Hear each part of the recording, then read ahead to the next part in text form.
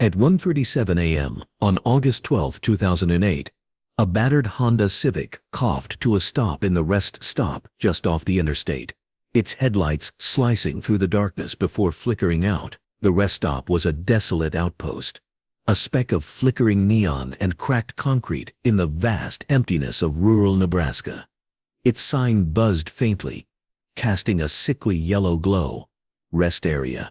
Next exit 48. Inside the car was Emily Harper, 22 years old, her chestnut hair tied back in a loose ponytail, strands escaping to frame her tired face. Her hazel eyes, sharp with a quiet intensity, were heavy with the exhaustion of a 10-hour drive from Denver, where she'd spent the summer interning at an environmental nonprofit. She was heading home to her parents' ranch house in Lincoln, where her fiancé Jake Mitchell was waiting, probably pacing the floor, checking his phone for her call. She'd promised to text when she stopped, but her phone was down to 3% battery, and the lure of a vending machine coffee was stronger than her resolve. She stepped out into the humid night, her sneakers crunching on the gravel, the air thick with the scent of dust and distant rain. She stretched her arms, her back aching from the drive, and glanced at the rest stop's flickering lights, unaware that she was walking into a void that would consume her for 17 years. Emily Harper was not the kind of person who demanded the spotlight, but she left an impression, subtle and lasting, like a footprint in soft earth. She had a way of listening, really listening, her eyes locking onto yours with a quiet intensity that made you feel like the only person in the world. Her internship in Denver had been a dream realized, a chance to put her environmental science degree to work, mapping wetlands and drafting proposals to protect them. She was meticulous, her notes organized in color-coded binders, her dreams scribbled in the margins of her textbooks. Work for Greenpeace, see the Pacific Ocean, plant a garden that outlives me. She'd grown up in Lincoln, the only child of Tom and Linda Harper, who'd raised her in a modest ranch house on the edge of town, where the plains stretched out like an endless canvas. Tom was a mechanic, his hands perpetually stained with grease, his laughter a rare booming thing that could shake the walls when it came. He'd taught Emily how to change a tire at 12, his calloused fingers guiding hers, his voice gruff but warm. Linda was softer, a school teacher who'd once dreamed of being a poet, her gentle voice soothing Emily through childhood fevers, scraped knees and the quiet heartaches of adolescence. Her poetry notebooks, yellowed and tucked away in a drawer, were filled with lines about the sky, the wind, the way love felt like a root growing deep. Emily had inherited her mother's thoughtfulness and her father's stubborn streak, a combination that made her both a dreamer and a doer, someone who planned her life with the precision of a cartographer, but chased her goals with a fierce, quiet determination. She'd met Jake Mitchell in high school, a lanky boy with a crooked smile and a habit of making terrible puns that somehow made her laugh. They'd bonded over late-night stargazing in the bed of his pickup, lying on a scratchy blanket, pointing out constellations until the sky felt like theirs. He'd proposed 3 weeks earlier, on a warm July evening under that same sky, slipping a silver ring with a single diamond onto her finger. The inscription inside read, "To Emily forever yours, J," etched in tiny precise letters. She'd cried when he gave it to her, not just for the promise, but for the weight of it, the way it anchored her to a future she could almost touch. They'd talked about peonies for the wedding, about a small house with a garden, about kids someday, their voices soft with possibility. Emily wore the ring like a talisman, twisting it on her finger when she was nervous, a habit Jake teased her about but secretly loved. That night at the rest stop she twisted it absently as she walked toward the vending machines, her phone left on the passenger seat, her car unlocked, her duffel bag stuffed with clothes and books untouched in the trunk. She didn't know she was stepping into a moment that would fracture her life, that would leave her family, her fiancé, and an entire state searching for answers that wouldn't come. By dawn, the rest stop was a crime scene, though no one knew it yet. A trucker, pulling in for a quick nap, noticed the Honda Civic, its driver's door ajar, keys glinting in the ignition. He thought little of it at first. People left cars unlocked at rest stops all the time, but something about the scene felt wrong, like a note played out of tune. He called it in, and by 6 a.m., sheriff's deputies were combing the lot, their flashlights cutting through the morning fog. Emily's phone was on the passenger seat, its cracked screen glowing with a missed call from Jake. Her wallet was in the center console, her ID and $23 still inside. The duffel bags in the trunk held her clothes, a half-eaten bag of trail mix, and a worn copy of Silent Spring, with her notes scrawled in the margin. There were no signs of a struggle, no footprints in the gravel, no tire marks suggesting another vehicle. Emily had simply vanished, as if the night had reached out and claimed her, leaving nothing but questions. The case gripped Nebraska like a fever. Emily's college graduation photo, a smile that didn't quite reach her eyes, her chestnut hair catching the light, was plastered on every newsstand, bulletin board and milk carton for miles. The headline screamed, Highway 17 mystery young woman disappears without a trace. Local TV stations ran segments night after night, reporters standing in the rest stop's lot, their voices somber as they recounted the details. Tom and Linda Harper became unwilling fixtures on the evening news, their faces hollowed by grief, their voices raw as they begged for information. Tom, his hands clenched into fists, spoke with a mechanic's bluntness. Someone knows something. Please, just tell us where she is. Linda, her eyes red-rimmed, clutched a photo of Emily, her voice barely above a whisper. She's our only girl. We just want her home. Jake, only 22 himself, stood beside them at press conferences, his face pale, his voice breaking as he said, she's out there. She has to be. She's coming home. But the days turned to weeks, the weeks to months, and the months to years. The police searched the rest stop, the surrounding fields, the nearby creeks, dragging nets through murky water and combing the grass for clues. They found nothing. The leads dried up, the case grew cold, and Emily's name faded into the background noise of unsolved mysteries, a ghost story whispered in diners and gas stations along Highway 17. The Harpers didn't move on. They could. Tom kept working at his shop, but his hands shook when he held a wrench, his mind always half elsewhere. Linda stopped teaching, her poet's soul retreating deeper into silence, her days spent tending a rosebush she'd planted in Emily's memory, its thorns a quiet reminder of the pain she carried. Jake tried to move forward, finishing his degree, taking a job, but the ring he'd given Emily haunted him, its absence a weight he couldn't shake. He moved to Des Moines, married, had 2 daughters, but the life he'd planned with Emily lingered like a shadow, coloring every moment with what might have been. The rest stop became a place of pilgrimage for the Harpers, a place they visited on the anniversary of her disappearance, standing in the lot, staring at the vending machines as if they held answers. The world moved on, but they were frozen, trapped in the moment Emily stepped into the night. 17 years later, in the spring of 2025, a thrift store in Omaha became the unlikely spark that reignited the case. Second Chances was a cramped shop on the edge of town,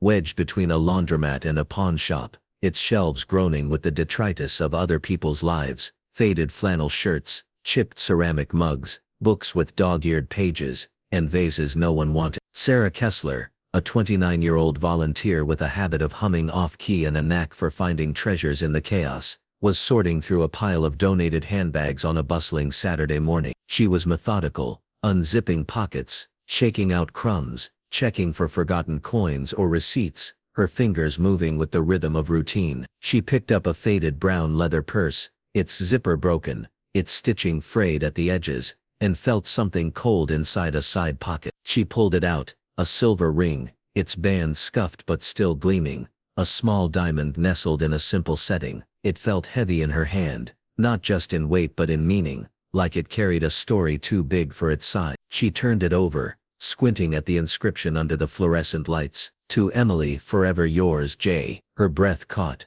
her heart stuttering as a memory surfaced, a half-forgotten news story from her teenage years, a missing girl whose face had haunted the Midwest. She set the ring on the counter, her hands trembling, and pulled out her phone to search for Emily Harper. The search results flooded her screen and there it was, Emily's face, the same graduation photo, her chestnut hair catching the light, her smile tinged with something unreadable. The articles detailed her disappearance from the Highway 17 rest stop, the abandoned car, the unanswered questions. The ring matched the police report's description, silver, single diamond, inscribed with Jake's initials. Sarah's pulse raced, her fingers hovering over the phone as she called the store manager, Diane Weaver, a wiry woman in her 50s, who'd seen her share of odd donations, but nothing like this. Diane's eyes widened when she saw the ring, her usual no-nonsense demeanor faltering. This is something, she said, her voice low. She called the Omaha Police Department and within hours, Second Chances was a crime scene,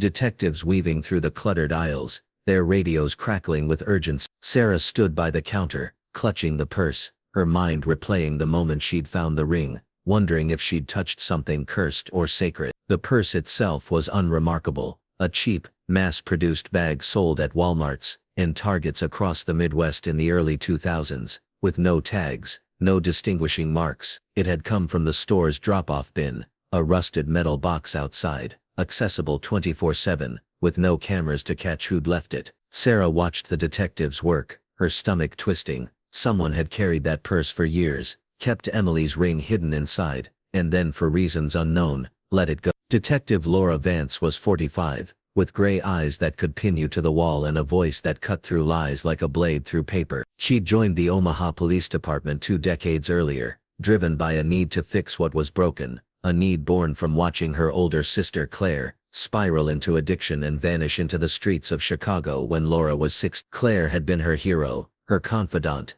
the one who'd braided her hair and taught her how to ride a bike, but drugs had stolen her, leaving only a ghost that haunted Laura's dreams. She'd never found Claire, never even learned if she was alive, and that loss had carved a hollow space in her, one she filled with case files, late nights and a relentless drive to bring answers to families like her. She'd solved cases others had abandoned, earning a reputation for doggedness that bordered on obsession, but Emily Harper's case was different. It was a ghost story, a puzzle with no edges, a wound that had never healed for an entire state. The ring's discovery was like finding a single piece in a box of 1,000, and Laura felt its weight as she stood in the thrift store's back room, holding the evidence bag, the silver glinting under the harsh lights. She ran her thumb over the bag, her mind raced. Someone had held this ring, maybe worn it, maybe cherished it, maybe feared it, and now it was here, in a thrift store in Omaha, whispering Emily's name after 17 years of silence. Laura's first move was to track down Jake Mitchell, now 39,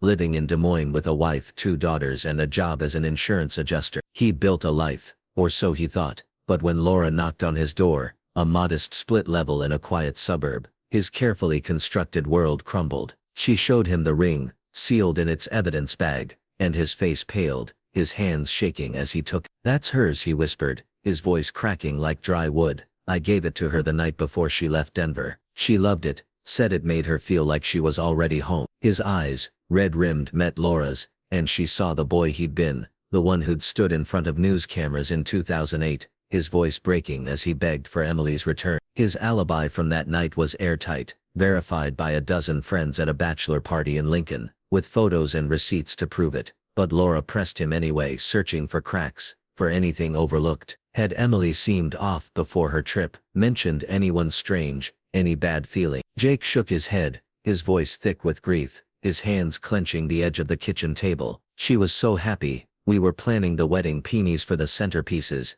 because they reminded her of her mom's garden. She was sketching table settings in her notebook, humming all the time that song she loved, Blackbird. She wasn't scared, not of anything." The memory seemed to gut him, his shoulders slumping, and Laura let him sit with it, her own heart heavy with the weight of his pain. She didn't suspect Jake, but his words painted a picture of a woman who'd had no reason to run, no reason to vanish. As she left, Jake's wife Ellen watched from the doorway, her face tight with worry, her arms crossed. Laura wondered what it was like to live with a man whose heart still belonged to a ghost. The purse yielded nothing, no fingerprints, no DNA, just the ring tucked in a side pocket, like a forgotten secret. Laura drove to the rest stop, arriving at dusk to feel the place in her bones. It hadn't changed much in 17 years, same flickering neon sign, its buzz like a dying insect, same grimy restrooms, their tiles stained with years of neglect, same air of desolation that clung to the concrete like damp rock. She walked a lot,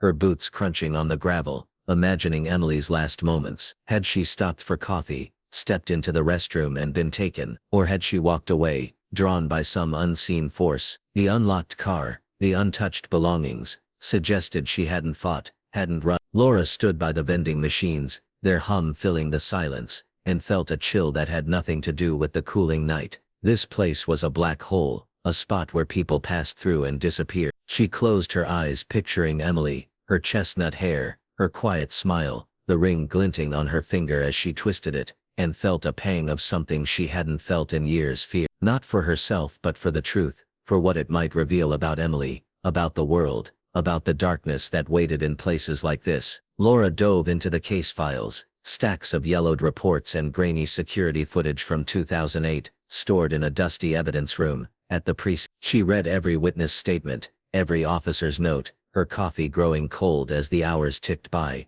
her desk lamp casting harsh shadows across the pages. One detail snagged her attention. A trucker, Roy Carter, passing through the rest stop that night, had mentioned seeing a young woman matching Emily's description, talking to a man in a dark jacket near the vending machine. He'd described the man as off, his posture tense, his eyes darting, but Roy, a transient with a reputation for drinking, hadn't gotten a good look. The lead had been dismissed as too vague, buried in the chaos of the initial investigation, but Laura's instincts flared, a spark in the dark. She tracked down Roy, now 68, and retired in Missouri, living in a trailer cluttered with fishing gear, old trucker logs and empty whiskey bottles. His memory was foggy, dulled by years and alcohol, but his story held. He was tall, maybe 6 foot lean. Didn't like the way he was standing so close to her, like he was boxing her in, he said over the phone, his voice gravelly, pausing to cough. Laura pressed for more hair color,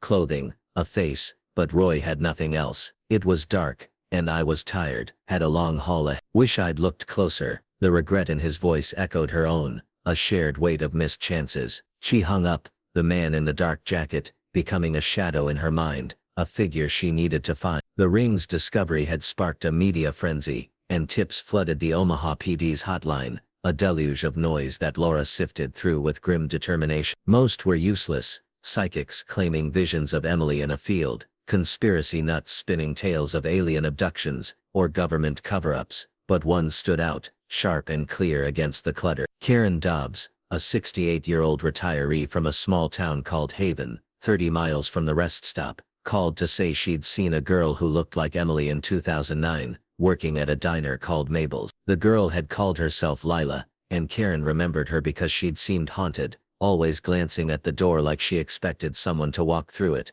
her hands nervous, her eyes distant. Laura drove to Haven, a sleepy town with a single stoplight, and a main street lined with faded storefronts, the kind of place where time seemed to move slower. Mabel's was now a boarded-up husk, its windows covered in plywood, its sign peeling like old skin. She tracked down its former owner, Carl Withers, a gruff man in his 70s, who'd run the place on a shoestring, hiring waitresses off the books to save money. He leaned against his porch railing, lighting a cigarette as he squinted at Emily's photo. Yeah, maybe her, he said, exhaling smoke. Called herself Lila, quiet, good worker, kept her head down, worked a few months, then she was gone, like she never existed. He had no records, no last name, nothing but a shrug and a vague memory. Laura left with a knot in her stomach, the name Lila, echoing in her mind like a bell. Was it Emily, hiding in plain sight, or just a ghost of a lead, another thread that would unravel in her hands? She met with Tom and Linda Harper the next day,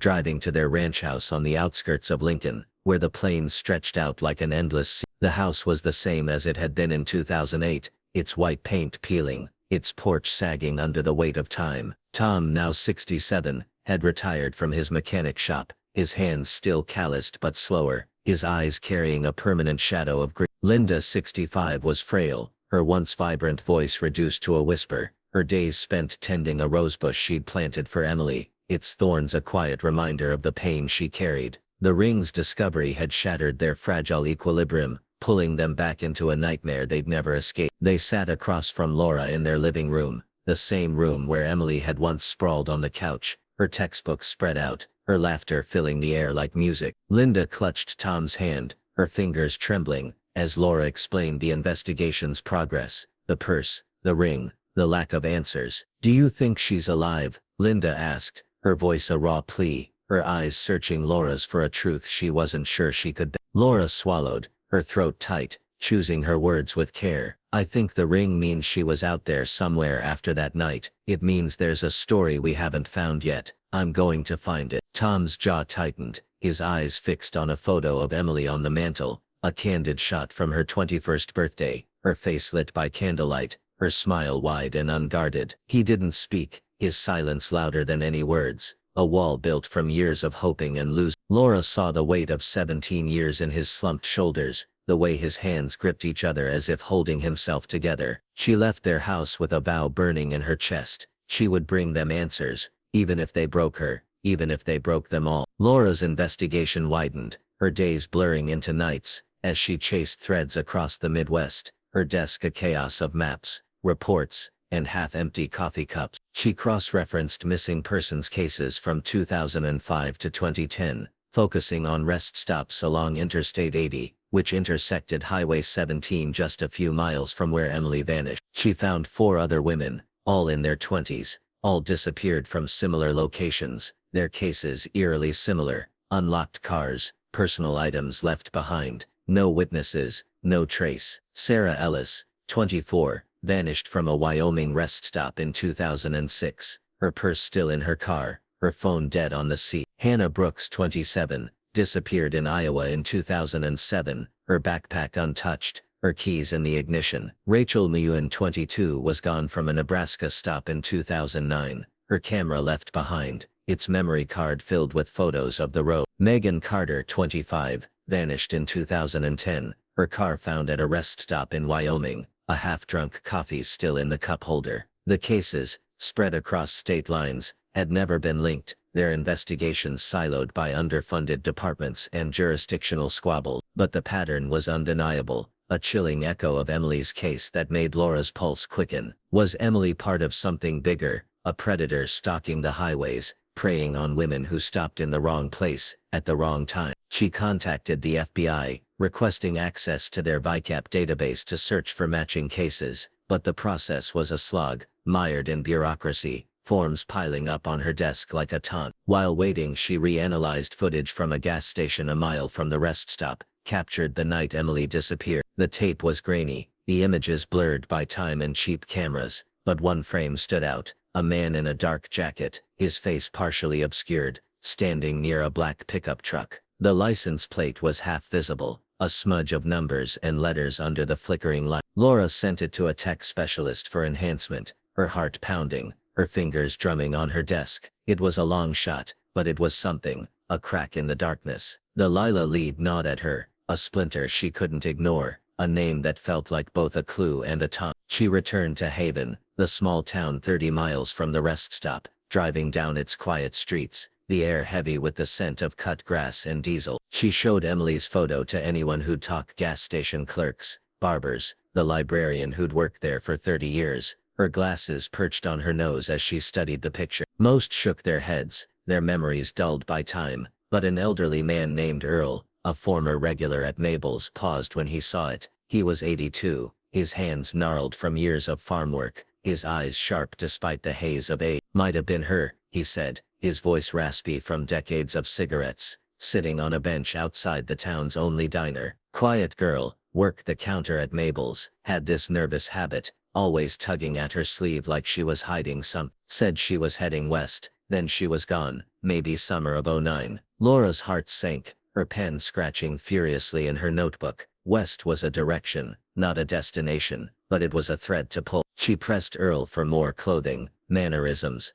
anything, but his memory was spotty, fragmented by time. "She didn't talk much," he said, shaking his head. "Looked like she was running from something, or someone." Laura thanked him, her mind spinning with possibility. Had Emily escaped someone, only to keep running, shedding her name like a skin? Or was Lila someone else entirely, a coincidence that mocked her hope? Laura's heart pounded as she left Earl's side, the old man's words echoing in her mind like a half-remembered song. The name Lila was a splinter, sharp and unyielding, burrowing deeper with every step she took back to her car. Haven's quiet streets felt suffocating, the weight of the case pressing against her chest, making each breath a conscious effort.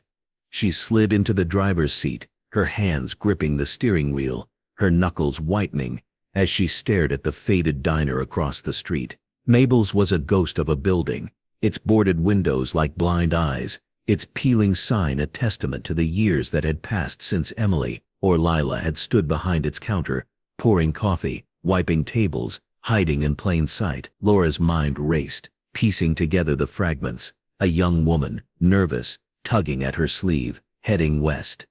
Was it Emily, running from something or someone?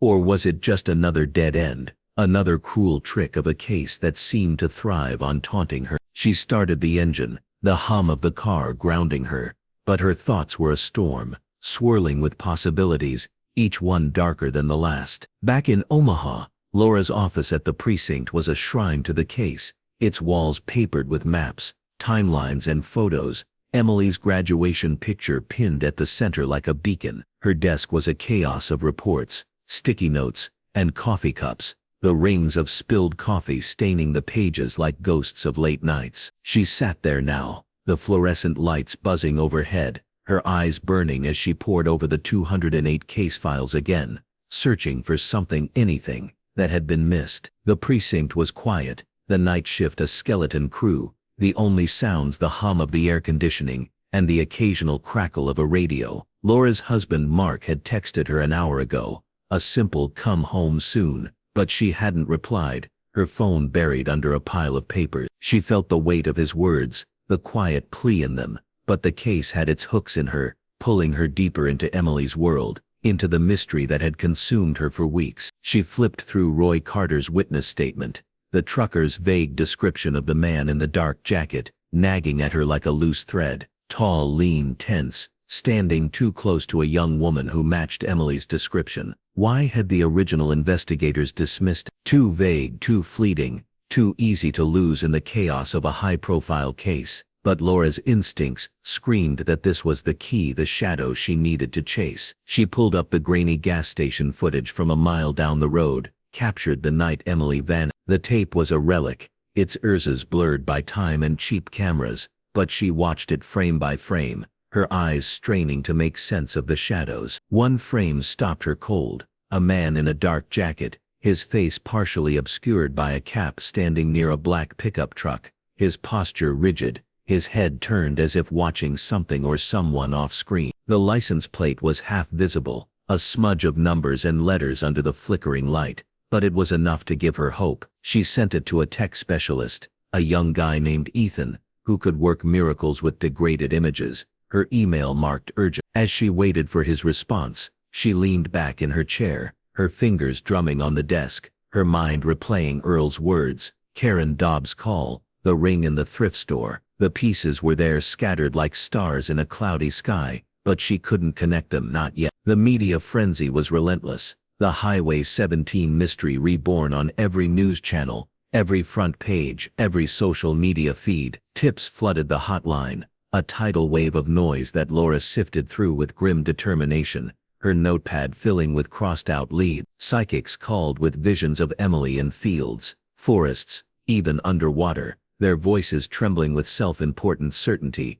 Conspiracy theorists emailed rambling manifestos about alien abductions, government cover-ups, or secret cults operating along the interstate. Laura deleted most of them, her patience thinning, but she lingered on Karen Dobbs' tip, the one that felt real. She called Karen back, the retiree's voice steady but tinged with guilt over the phone. "I should have said something back then," Karen said, her words heavy with regret. She looked so scared, always checking the door, like she was waiting for someone to come for her. "I thought she was just shy, but now, I don't know." Laura pressed her for details. Lila's clothes, her voice, anything but Karen's memory was fuzzy, clouded by 17 years. "She wore long sleeves even in summer," Karen said, "and she had a ring, a silver one on her left hand." Kept twisting it, like it was keeping her grounded. Laura's breath caught, her pen freezing on the page. The ring, it was too specific to be a coincidence,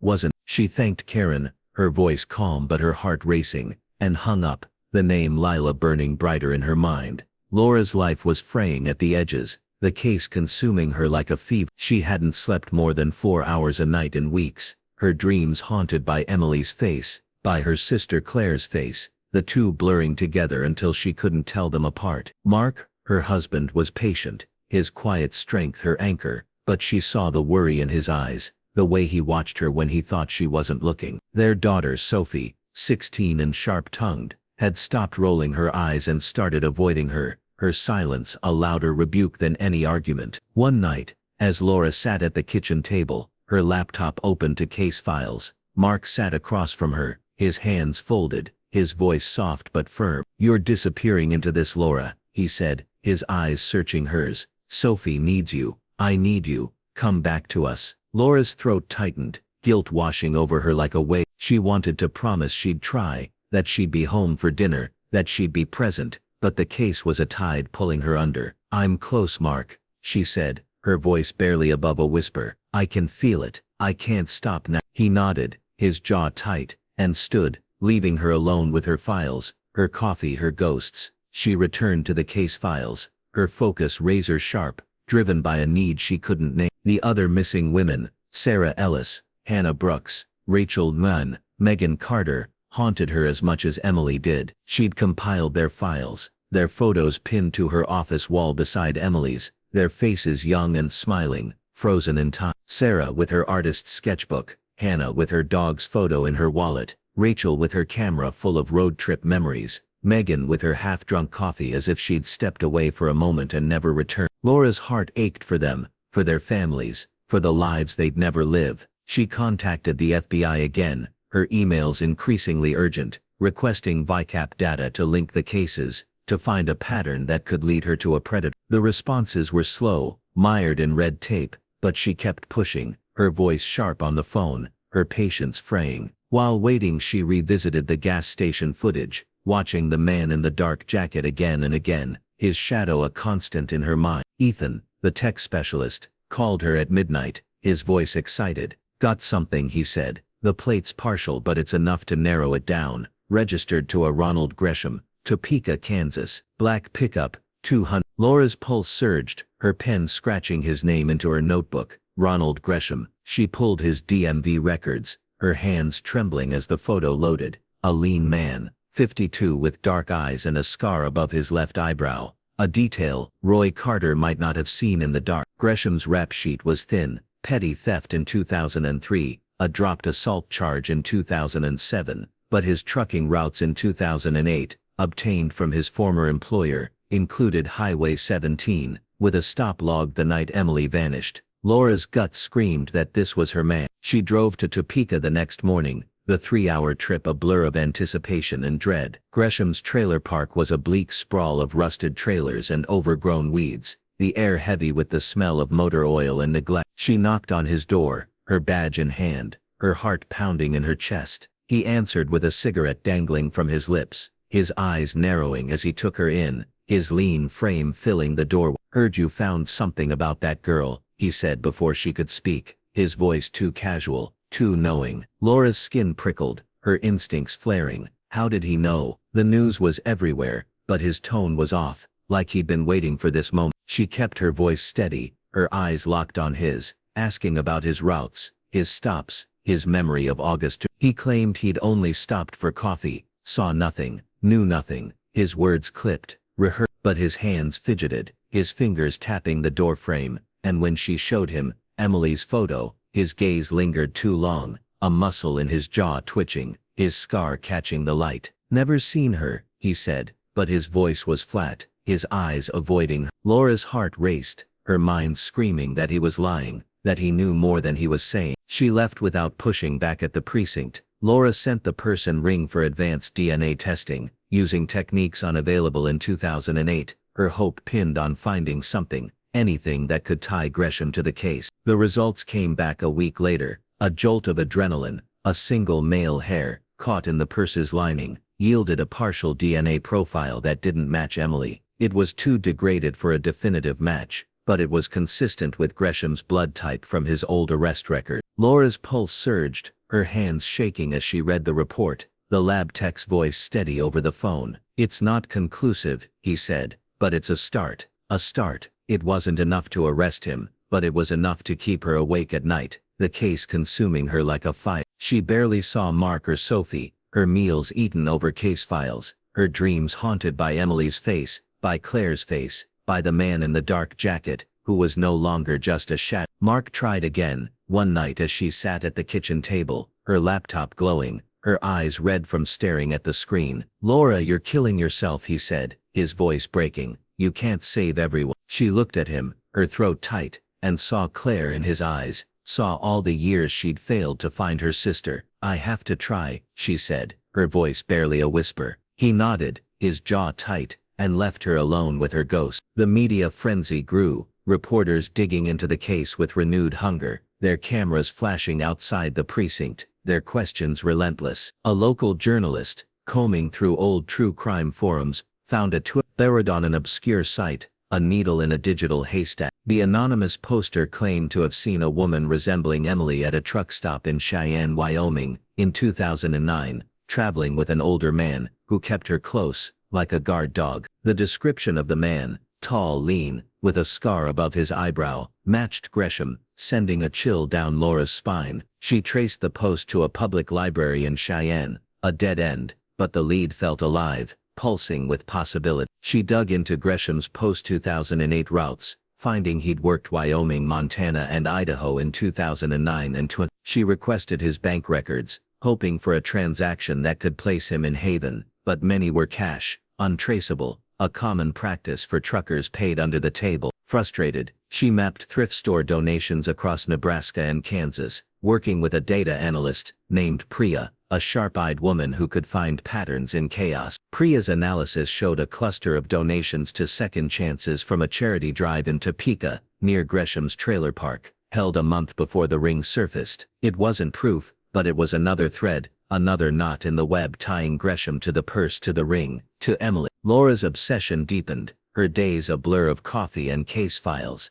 her nights haunted by the women she couldn't save. She kept their photos on her desk, Emily, Sarah, Hannah, Rachel, Megan, their faces a silent accusation, a reminder of the state. She revisited Haven, showing Emily's photo to more residents, her voice steady but her heart pounding. A gas station clerk, now in her 50s, remembered a young woman who'd come in occasionally in 2009, buying cheap snacks and paying in crumpled bills. She looked tired, the clerk said, frowning, her hands pausing on the counter. Always wore long sleeves, even in summer, never smiled, kept her head down. The description matched Earl's, matched Karen's, and Laura's pulse quickened, her notebook filling with details that felt like pieces of a puzzle she couldn't yet solve. She was closing in, but the trail was maddeningly faint, like chasing a shadow through fog, the truth always just out of reach. One night, watching Gresham's trailer from an unmarked car, Laura saw him toss a garbage bag into a dumpster, his movements furtive, his head swiveling as if checking for eyes in the dark. She waited until he drove off, her heart pounding, then retrieved the bag, her gloves snapping as she pulled them on. Inside, among coffee grounds and beer cans, was a torn photo of a young woman, her face scratched out but her chestnut hair unmistakable, its waves catching the light even in the damaged image. Laura's hands shook as she bagged it, her breath shallow, her mind screaming that this was Emily, that this was proof. The photo wasn't enough for an arrest,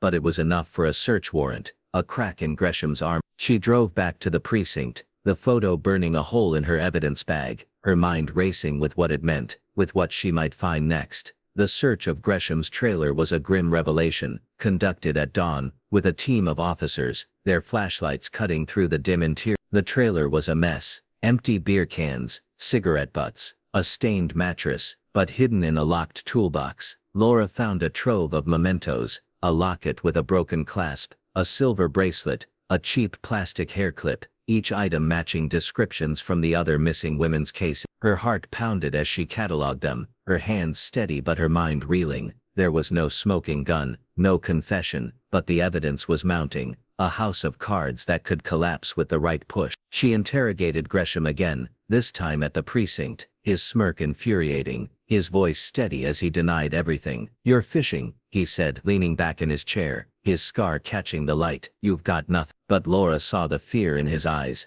a flicker of panic behind the bravado, and it fueled her. She showed him the photo, the jewelry, watching his jaw twitch, his fingers tap the table. "Where's Emily?" she asked, her voice low, her eyes locked on his. He shrugged, his smirk faltering. "Don't know her," he said, but his voice cracked, just for a moment, and Laura knew she was close. A tipster called the hotline a week later, a former co-worker of Gresham's named Mike Torres, his voice hesitant but clear over the phone. He'd seen Gresham with a young woman in 2009, at a bar in Bozeman, Montana. She called herself Lila, Mike said, his words careful, like he was afraid of what they meant. Quiet, barely spoke, kept twisting a ring on her finger, like it was the only thing keeping her grounded. Laura's heart raced, her pen scratching furiously. She tracked down the bar, now a vape shop, and interviewed a retired bartender, a woman named Cheryl, who remembered Lila, and a man who controlled her every move. He was possessive,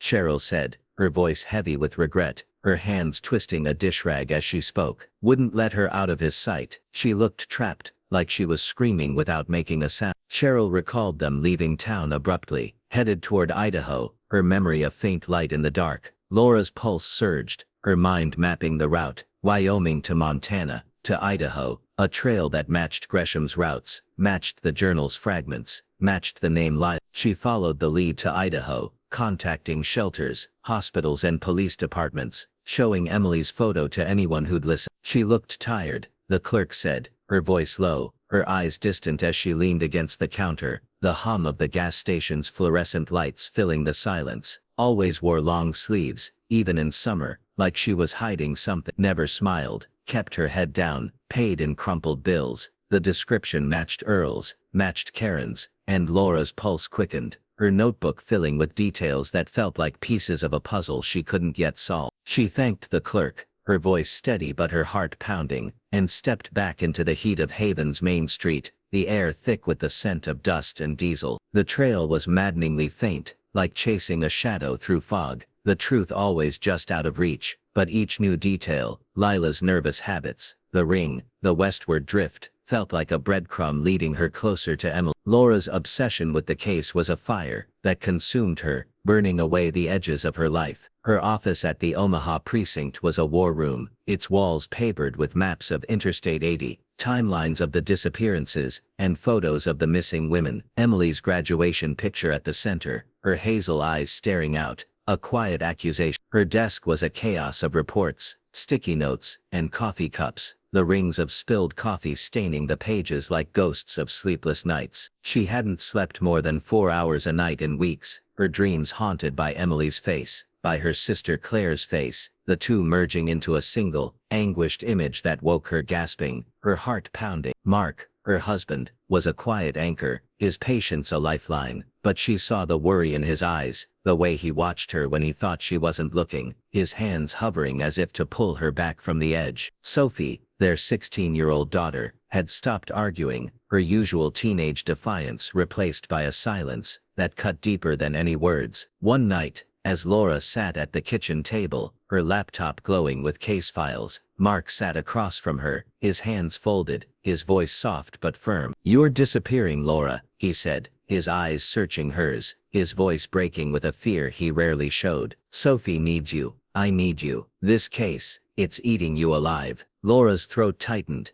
guilt washing over her like a tide, her hands clenching around her coffee mug. She wanted to promise she'd try, that she'd be home for dinner, that she'd be present, but the case was a current, pulling her under, its pull stronger than her will. "I'm close, Mark," she said, her voice barely above a whisper, her eyes pleading for him to understand. "I can feel it. I can't stop now." He nodded, his jaw tight, his eyes wet, and stood, leaving her alone with her files, her coffee, her ghosts. Back at the precinct, Laura returned to the gas station footage, watching the man in the dark jacket frame by frame, her eyes straining to make sense of the blurred images. The tech specialist, Ethan, had sent her the enhanced image of the license plate, a partial match to a black pickup truck registered to Ronald Gresham, a 52-year-old long-haul trucker living in Topeka, Kansas. His DMV photo showed a lean man with dark eyes and a scar above his left eyebrow, a detail that sent a chill down her spine, matching the vague description from Roy Carter's statement. Gresham's rap sheet was thin: petty theft in 2003, a dropped assault charge in 2007, but his trucking routes in 2008, obtained from his former employer, placed him on Highway 17 the night Emily vanished, his logbook showing a stop at the rest stop at 1. Laura's gut screamed that this was her man, the shadow she'd been chasing, but she needed more than instinct, more than a partial plate and a hunch. She drove back to Topeka, her hands gripping the steering wheel, her mind replaying Gresham's words from their first meeting. "Heard you found something about that girl." The way he'd said it, too casual, too knowing, haunted her, his voice echoing in her head like a warning bell. She staked out his trailer park, parking her unmarked car a block away, her binoculars trained on his rusted trailer, its windows covered with tattered curtains. The place was a wasteland, the air heavy with the smell of motor oil and neglect, the trailers scattered like forgotten relics. Gresham moved like a man who knew he was being watched, his steps deliberate, his head swiveling, as he left for short trips to a nearby bar or grocery store. One night, under a moonless sky, Laura saw him toss a garbage bag into a dumpster, his movements furtive, his eyes darting as if checking for shadows. Her heart pounded as she waited until he drove off, then slipped out of her car, her gloves snapping as she pulled them off. She retrieved the bag, her breath shallow, her pulse a drumbeat in her ears. Inside, among coffee grounds, beer cans and cigarette butts, was a torn photo of a young woman, her face scratched out but her chestnut hair, unmistakable, its waves catching the light even in the damaged image. Laura's hands shook as she bagged it, her breath hitching, her mind screaming that this was Emily, that this was proof. The photo wasn't enough for an arrest, but it was enough for a search warrant, a crack in Gresham's armor that she could pry open. The search of Gresham's trailer was a grim ritual, conducted at dawn, with a team of officers, their flashlights cutting through the dim interior like blades. The trailer was a mess, empty beer cans littering the floor, cigarette butts overflowing an ashtray, a stained mattress shoved against the wall. But Laura's focus was razor sharp, her eyes scanning for anything that could tie him to Emily. In a locked toolbox, hidden under a pile of greasy rags, she found a trove of mementos, a locket with a broken clasp, a silver bracelet, a cheap plastic hair clip, each item matching descriptions from the other missing women's cases. Sarah Ellis's locket, Hannah Brooks' bracelet, Rachel Nguyen's hair clip, Megan Carter's missing earring. Her heart pounded as she catalogued them, her hands steady, but her mind reeling, the weight of the discovery pressing against her chest. There was no smoking gun, no confession, but the evidence was mounting, a house of cards that could collapse with the right push. She interrogated Gresham again, this time at the precinct, his smirk infuriating, his voice steady as he denied everything, his scar catching the fluorescent light like a taunt.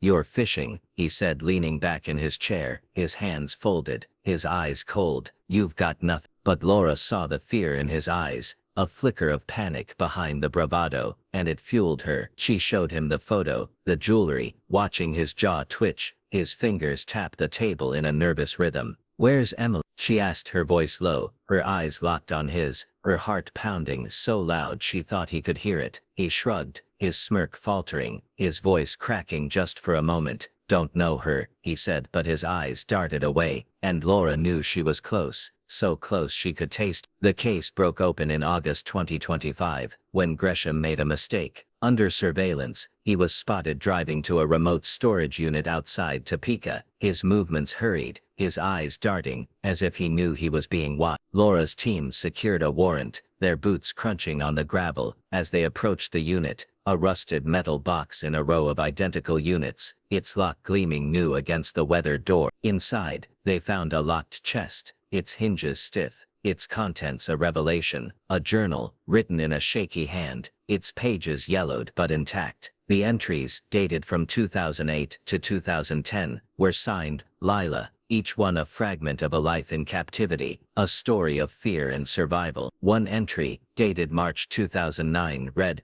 "I don't know if I'm Emily anymore. He says I'm not. He says I belong to him now. I miss Mom and Dad. I miss Jake. I miss the stars. I want to go home, but I don't know where home is." Laura's throat closed, her eyes burning as she read, her hands trembling as she turned the pages. Another entry, from June 2010, mentioned Idaho, a fleeting reference to a town called Blackfoot, a name that sent her pulse racing. The journal was the key, tying Gresham to Emily's abduction, its words a cry from the dark, a voice that had been silent for 17 years. Gresham was arrested that night, charged with kidnapping, and suspected in the other disappearances, his trailer park swarming with police, their lights flashing against the rusted trailers. During interrogation he remained defiant, his smirk a mask, his voice steady, as he claimed the journal was just some book he'd found at a truck stop, his hands folded, his scar catching the light. But the evidence was overwhelming, the journal, the jewelry, the photo, the DNA, each piece a brick in the wall closing in around him. Prosecutors built a case, and the media dubbed him the highway predator. His scarred face splashed across every screen, his name a curse in every headline. Laura sat in on the interrogation, her eyes locked on his, her heart pounding with a mix of triumph and dread. She showed him the journal, reading the March 2009 entry aloud, her voice steady, but her hands trembling. "Who's Lila?" she asked, leaning forward, her eyes boring into him. He shrugged, his smirk faltering, his fingers tapping the table. "Don't know her," he said, but his voice cracked, his eyes darting away, and Laura knew she had him. Emily's parents wept when Laura showed them the journal, their hands trembling as they read the words, their hope and grief colliding in a storm of tears. Tom's shoulders shook, his voice raw as he whispered, "She's alive. She has to be." Linda clutched the journal to her chest, her eyes wet, her voice a whisper. She wanted to come home. Laura couldn't answer their unspoken question, "Is she alive?" But she promised to keep searching, her vow a weight she carried like a stone. She followed the Idaho lead, driving to Blackfoot, a small town with a single main street and a handful of motels, its air heavy with the scent of pine and dust. She showed Emily's photo to motel clerks, diner waitresses, anyone who'd listen, her voice steady, but her heart pounding, her hope a fragile thing. A gas station attendant, a woman in her 40s with a smoker's cough, paused when she saw the picture, her hands stilling on the counter. "Might have been her," she said, squinting, her voice low. "Came in a few times in 2010, maybe 2011, called herself Sarah, always paid in cash, always looked like she was about to bolt." Laura's heart sank, the name Sarah, another mask, another layer, but she pressed for details, her notebook filling with fragments that felt like pieces of Emily's life, scattered across the years.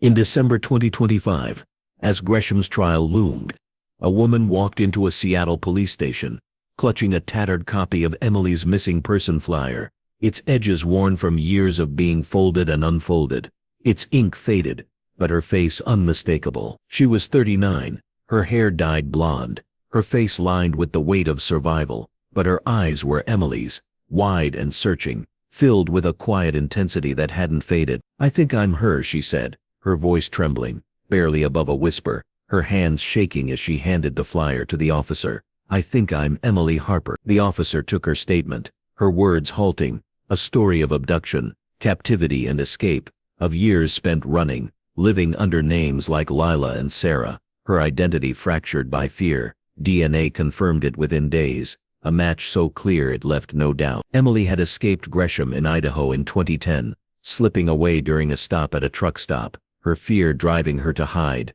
to shed her identity like a skin.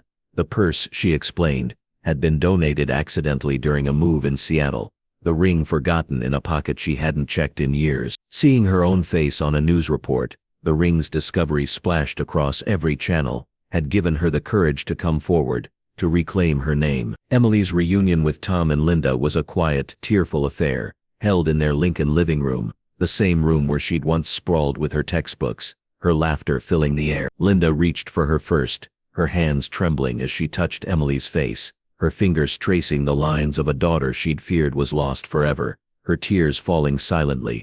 "My girl," she whispered, her voice breaking, her hands cupping Emily's cheeks as if to anchor her to the moment. Tom stood back, his broad shoulders shaking, his eyes wet with a grief and relief so intertwined they were indistinguishable. He stepped forward, his arms enveloping Emily in a hug that was both fierce and fragile, his voice raw as he whispered, "We never stopped looking. Never." Emily nodded, her own tears falling, her hands clutching their sleeves, her body trembling with the weight of 17 years.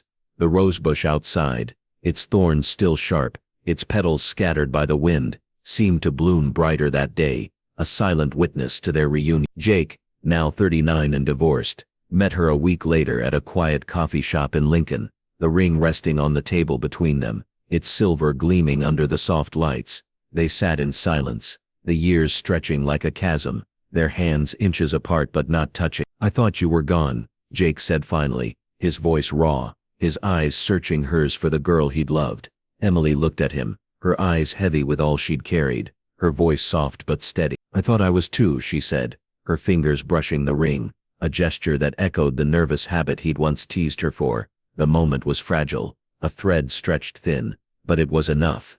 a beginning to something neither could yet name. Gresham's trial was a media circus, the courtroom packed with reporters, their cameras flashing, their pens scratching as they documented the fall of the highway predator. Laura sat in the back, her notebook open, her eyes fixed on Gresham as he sat at the defendant's table, his smirk gone, his scar stark under the courtroom lights. The evidence was damning, the journal, its pages read aloud to a hushed room, each word a knife in the heart of Emily's story, the jewelry, linked to the other missing women, the torn photo, its scratched-out face a silent scream, the partial DNA match from the purse, a thread that tied him to the crime. The prosecution painted a picture of a predator who stalked rest stops, preying on women who were alone, vulnerable, their lives snuffed out or stolen in the dark. Gresham's defense was weak, his claims of innocence unraveling under the weight of the evidence, his voice faltering as he took the stand, his eyes avoiding the gallery where Emily's parents sat,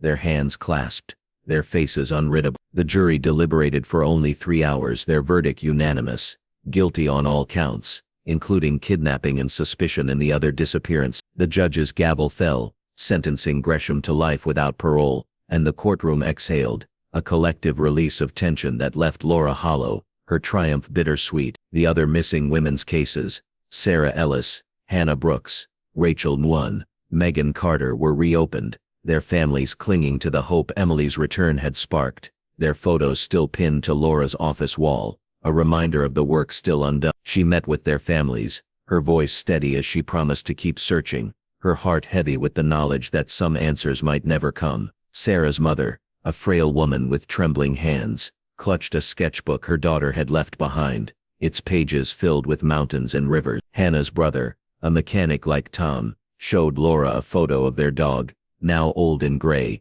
still waiting for Hannah to come home. Rachel's sister, a photographer, shared the last images from her camera, snapshots of the open road, the sky endless above. Megan's father, a quiet man with a fisherman's weathered face, gave Laura a coffee mug she'd used, its handle chipped, its surface stained. Each meeting was a wound, each family a mirror of the Harpers, their hope a fragile thing that Laura carried like a weight. Emily settled in Seattle, renting a small apartment near the water, its windows overlooking Puget Sound, the waves a quiet comfort. She started therapy, her sessions a slow unraveling of the years she'd spent as Lila, as Sarah, as a ghost in her own life. She spoke of Gresham, of the nights in his truck, the fear that had become her shadow, the way she'd clung to the ring as a lifeline, a piece of who she'd been. She spoke of her escape, a moment of courage at a truck stop in Idaho, slipping away while he slept, her heart pounding as she ran, her bare feet bleeding on the gravel. She'd lived in fear ever since,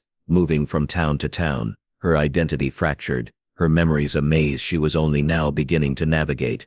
The purse, she explained, had been a constant, carried through every move, the ring hidden inside, a secret she couldn't let go. Donating it had been an accident, a moment of carelessness during a frantic move, but seeing her own face on the news, the ring's discovery a headline, had broken something open, given her the strength to come forward, to reclaim her name. She visited Lincoln often, her trips quiet, her presence a balm to her parents' wounds. She helped Linda tend the rosebush, her hands learning its thorns, her fingers brushing the petals as they fell. She walked with Tom through his old shop, now run by a former apprentice, the smell of grease and metal a reminder of childhood, of simpler days. They spoke little, their silences filled with love, with the weight of years regained. Jake visited too, their meetings tentative, their conversations careful, like stepping on new ice. They talked of the past, of the stars they'd named, of the life they'd planned, but the years had changed them both, their paths diverging in ways neither could bring. The ring, now returned to Emily, stayed in a box on her dresser, a relic of a life interrupted, its inscription a promise that belonged to someone else, someone she wasn't sure she could ever be again. Laura stood outside the courtroom after the verdict, watching snow fall over Omaha, the city quiet under its white blanket. The case had changed her, left her quieter, more aware of the fragility of the lives she touched. She went home that night, hugging Sophie tighter than she had in months, her daughter's arms stiff at first but softening, a small forgiveness. Mark held her hand, his touch grounding her, his voice soft as he said, "You did it, Laura, you brought her home." But the victory was hollow, tempered by the faces still on her wall, the women she hadn't found. She kept Emily's photo on her desk, next to Claire's, their eyes a reminder of the work still undone, the ghosts, still waiting. Emily was home, but the girl from Highway 17, the one who'd vanished into the night, lingered in the shadows, a reminder of how close the truth could be, and how far. Laura returned to her office the next day, her steps heavy, her heart a mix of relief and resolve. The files on Sarah, Hannah, Rachel and Megan were open on her desk, their stories unfinished, their families waiting. She pulled up ViCap again, her fingers typing new queries, her eyes scanning for patterns, for connections, for another crack in the darkness. The case had ended, but the work hadn't, the weight of it a constant in her life. She thought of Emily, of the journal, of the words that had brought her home. I want to go home, but I don't know where home is. Laura knew where home was for her, Mark, Sophie, the life she'd neglected, but she also knew she couldn't stop, not while there were others out there waiting for their own ending. She picked up her pen, her notebook open, and began again, the snow falling outside, the world quiet, the shadows waiting.